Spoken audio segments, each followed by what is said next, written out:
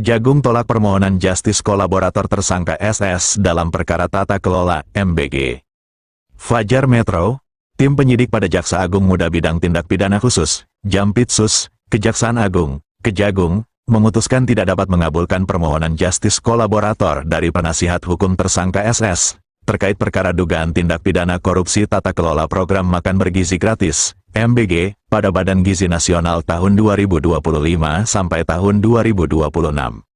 Keputusan tersebut disampaikan Direktur Penyidikan pada Jampitsus Kejagung, Syarif Sulaiman Nahdi, SH, MH didampingi Kepala Pusat Penerangan Hukum, Kapus Penkum, Kejagung, Anang Supriyatna, SH, MH, saat menggelar konferensi pers di kantor Kejagung, Jakarta, Selasa, tanggal 23 Juni tahun 2026.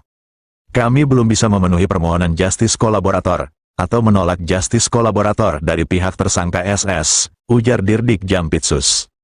Syarif menjelaskan, tim penyidik Jampitsus menerima surat permohonan justice kolaborator dari pihak penasihat hukum tersangka SS dan segera melakukan pendalaman terkait hal tersebut. Adapun pertimbangan yang dilakukan tersebut merujuk pada Undang-Undang Nomor 31 Tahun 2014 tentang perubahan atas Undang-Undang Nomor 13 Tahun 2006 tentang perlindungan saksi dan korban dan Surat Edaran Mahkamah Agung Nomor 4 Tahun 2011 tentang perlakukan bagi pelapor tindak pidana, whistleblower, dan saksi pelaku yang bekerja sama, justice kolaborator, serta Surat Jaksa Agung Muda Tindak Pidana Khusus Nomor B1964 FFD. Tanggal 1 September tahun 2017 tanggal 22 September tahun 2017 perihal tata cara pemberian status dan penyelesaian justice kolaborator. Justice kolaborator adalah orang yang terlibat dalam suatu tindak kejahatan terorganisir yang melibatkan lebih dari 2 orang dan merupakan individu yang sangat penting karena dapat membongkar suatu kejahatan dan tentunya dapat menyediakan bukti guna menyeret tersangka lainnya. Untuk dapat menjadi justice kolaborator, seorang pelaku harus memenuhi 3 persyaratan yaitu merupakan saksi pelaku, yang bersangkutan mengakui perbuatannya, dan yang bersangkutan bukan merupakan pelaku utama. Alasan penolakan dari hasil pemeriksaan yang dilakukan tim penyidik terhadap keterangan saksi dan alat bukti yang diperoleh, Dirdik Jampitsus mengungkapkan, tim penyidik menganggap tersangka SS merupakan pihak yang paling bertanggung jawab dalam hal penentuan atau verifikasi titik-titik Satuan Pelayanan Pemenuhan Gizi, SPPG. Sehingga yang bersangkutan ini bukan merupakan pelaku second liner, atau lapis yang kedua, yang akan mengungkap pelaku di atasnya, ujar Dirdik Jampitsus. Selain itu, tim penyidik juga menilai permohonan justice kolaborator yang diajukan terkait tindak pidana korupsi jual beli titik dan kerugian keuangan negara dalam perbuatan pengadaan barang dan jasa ditolak karena tersangka SS merupakan pelaku utama.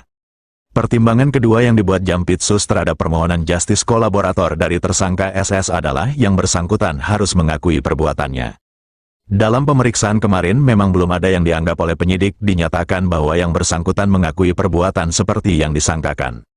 Ungkap Dirdik Jampitsus, Kejaksaan Agung dengan 2 pertimbangan dan ketentuan UU yang ada, penyidik Jampitsus memutuskan untuk menolak permohonan justice kolaborator yang diajukan oleh tersangka SS.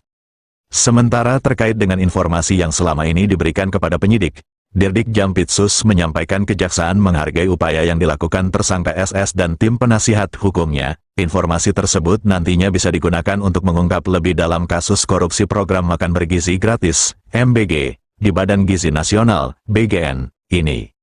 Semua informasi yang disampaikan oleh saksi maupun tersangka apabila berguna bagi penyidikan itu pasti akan kami pertimbangkan, ujar Dirdik Jampitsus terkait kemungkinan informasi yang diberikan tersangka SS selama ini bisa menjadi hal yang meringankan.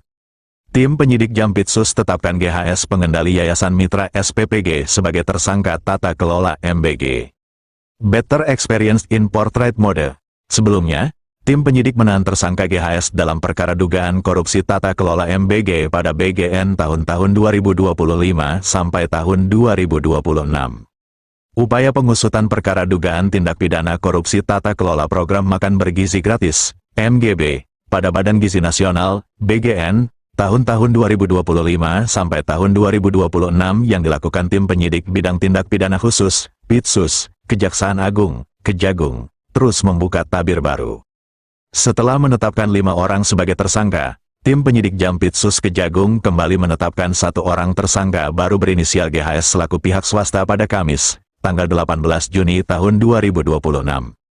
Kepala Pusat Penerangan Hukum, Kapus Penkum, Anang Supriyatna, SH, MH, menyampaikan bahwa penetapan tersangka tersebut dilakukan setelah tim penyidik mendapatkan 2 alat bukti yang cukup. Serangkaian tindakan hukum oleh penyidik dilakukan secara mendalam, profesional, dan akuntabel, dengan tetap menjunjung tinggi prinsip kehati-hatian dan asas praduga tidak bersalah. Sebelumnya tim penyidik Jampitsus tetapkan GHS pengendali Yayasan Mitra SPPG sebagai tersangka tata kelola MBG.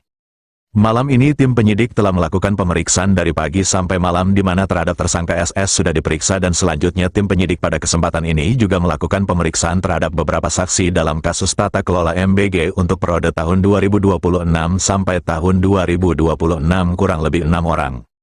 Ungkap Kapus Penkum dalam keterangan persnya di Gedung Bundar Jampitsus Komplek Kejagung RI, Jakarta, Kamis, tanggal 18 Juni tahun 2026. Kasus posisi Direktur Penyidikan, Dirdik, pada Jampitsus Kejagung, Syarif Sulaiman Nahdi, SH, MH menjelaskan kasus posisi perkara ini bahwa pemerintah sejak tanggal 6 Januari tahun 2025 telah melaksanakan program MBG yang merupakan program prioritas nasional yang diselenggarakan melalui BGN dalam bentuk pemberian makanan bergizi secara gratis. Program yang bertujuan untuk pemenuhan angka kecukupan gizi, AKG, anak sekolah dilaksanakan dengan total anggaran tahun 2025 sebesar Rp85,27 triliun dan tahun 2026 sebesar Rp268 triliun yang bersumber dari APBN. Kejagung tetapkan tersangka baru inisial GHS dalam perkara dugaan korupsi tata kelola MBG pada BGN tahun-tahun 2025 sampai tahun 2026. Program MBG tersebut seharusnya dikelola oleh yayasan-yayasan pada setiap sekolah. Namun dalam faktanya yayasan-yayasan yang ditunjuk sebagai Mitra Satuan Pelayanan Pemenuhan Gizi, SPPG, merupakan yayasan yang terafiliasi dengan pejabat atau pegawai BGN yang tidak memenuhi syarat untuk menjadi Mitra SPPG. Pada implementasinya juga tetap ditunjuk dengan cara dilakukan pengaturan verifikasi pada portal Mitra BGN dengan adanya atensi dari tersangka DH, SS dan LP dan yayasan-yayasan tersebut mendapatkan insentif miliaran rupiah, hari. Bahwa yayasan-yayasan yang terafiliasi tersebut diantaranya dikendalikan oleh saudara GHS, ungkap Dirdik.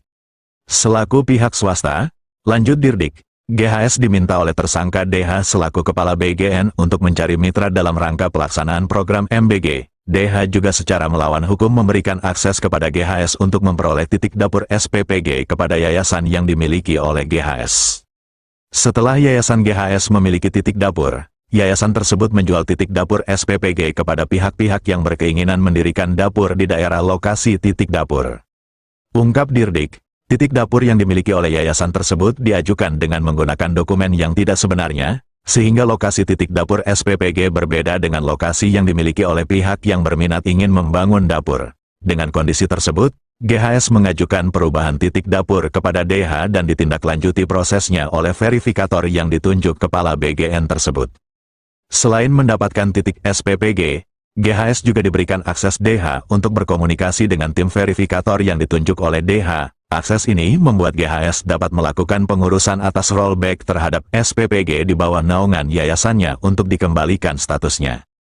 Beri uang kepada tersangka DH usai melakukan pengaturan titik-titik SPPG. GHS diketahui memberikan sejumlah uang dalam mata uang asing dan rupiah kepada DH yang diberikan secara tunai dan bersumber dari mitra-mitra MBG yang meminta bantuan kepada GHS agar menjadi mitra MBG.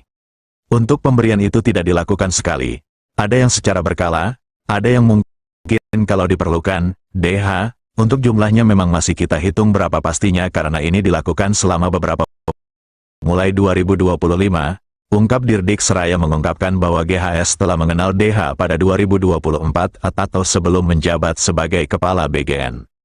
Sementara terkait penjualan titik-titik SPPG, Dirdik mengungkapkan tersangka GHS mematok harga bervariasi antara puluhan hingga ratusan juta rupiah. Tapi yang kita lihat sekarang kurang lebih 100 juta rupiah. Ungkapnya seraya mengatakan angka pasti penjualan titik itu masih bisa bergulir. Pasal yang disangkakan atas perbuatannya, tim penyidik Pitsus pada Jampitsus menetapkan tersangka GHS dijerat dengan pasal 12 huruf A huruf B dan huruf E Undang-Undang RI Nomor 31 Tahun 1999 tindak pidana korupsi sebagaimana diubah dalam Undang-Undang RI Nomor 20 Tahun 2001 tentang tindak pidana korupsi Jo. Pasal 20 huruf A atau C Undang-Undang RI Nomor 1 Tahun 2023 tentang KUHP Pasal 606 Undang-Undang RI Nomor 1 Tahun 2023 tentang KUHP JO. Pasal 20 huruf A atau C KUHP. Terhadap tersangka GHS dilakukan penahanan selama 20 hari ke depan di Rutan Salemba Cabang Kejaksaan Agung. Ujar Dirdik, Kejagung tetapkan tersangka baru inisial GHS dalam perkara dugaan korupsi tata kelola MBG pada BGN tahun-tahun 2025 sampai tahun 2026 Reposter, Yamin Panggabean.